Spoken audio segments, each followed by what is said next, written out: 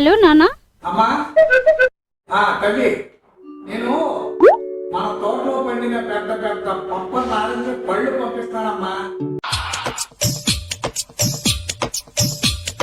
అలాగే గంగాకొండ ఓ వాటికి పంపిస్తాను.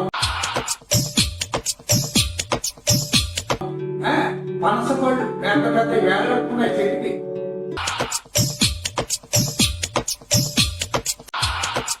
పంపిస్తాను.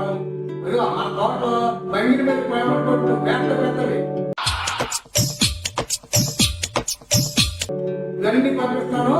మీరు వెళ్ళి బస్ స్టాండ్ లో అవి తీసుకుని అల్లుడి దగ్గర జాగ్రత్తగా పెట్టమ్మా. సరే నాన్న. జాగ్రత్త మరే.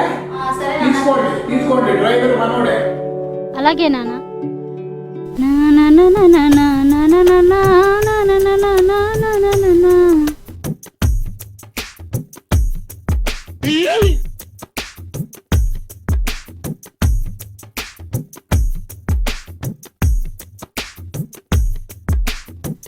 ఈ కొలతలకి నా కొలతలకి చాలా తేడా. అబ్బా, అస్సలు సరిపోము. అత్తయ్య బాగా మెయింటైన్ చేస్తుంది. అన్న పెద్దదే. అయ్యో కోడలి పిల్ల, ఏం చేస్తున్నావే? ఏం లేదు, నీ సైజులు నా సైజులు కంపేర్ చేసుకుంటున్నా. ఏంటి కోడలి పిల్ల, ఈ మధ్య కొత్త కొత్త బ్లౌజులు కొత్త కొత్త బ్రాలు కొంటున్నావు, ఏమిటి సంగతి? దీనికి కారణం మీరే అత్తయ్య గారు. నేనా? నేనెలా కారణం అవుతానే?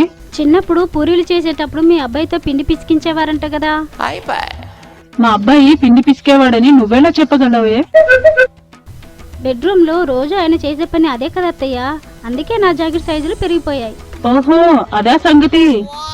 అంతా వాళ్ళ నాన్న పోలికే. మా వాడు 5 ఏళ్ల వరకు పాలు తాగేవాడు, పాలు పాలని సతాయించేవాడు. నువ్వెందుకలా అడుగుతున్నావు? మరేం లేదు అత్తయ్య, రోజు పాలు పాలు అని సతాయిస్తున్నాడు. పాలు తాగందే నిద్రపోడు, నన్ను నిద్రపోనియాడు. అంతా వాళ్ళ నాన్న పోలికే. విత్తనం ఒకటైతే చెట్టు మరొకటి అవుతుందా? ఏదో ఏదైతది, విత్తనం ఏదైతే చెట్టు అవుతుంది కదా.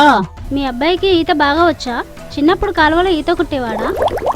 అవునవును, ఎందుకు మూడు పిల్లల మధ్య ప్రేమ పెరగాలంటే ఆ మాత్రం టచింగ్లు అంటూ ఉండాలి కదా. బాగా ఈత కొట్టేవాడా?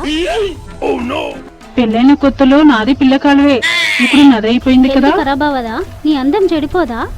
ఆ మాత్రం ఏమీ జరగదు, అందం పెరుగుతుందే కానీ తరగదు, ఎక్సర్సైజ్ గాను ఉంటుంది. అంటే ఆ పని వల్ల చాలా ఉపయోగాలున్నాయన్నమాట.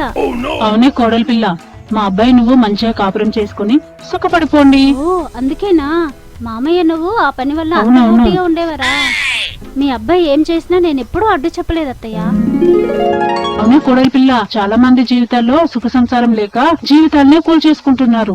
అలాగే అత్తయ్య, నువ్వు చెప్పినట్టే చేస్తా.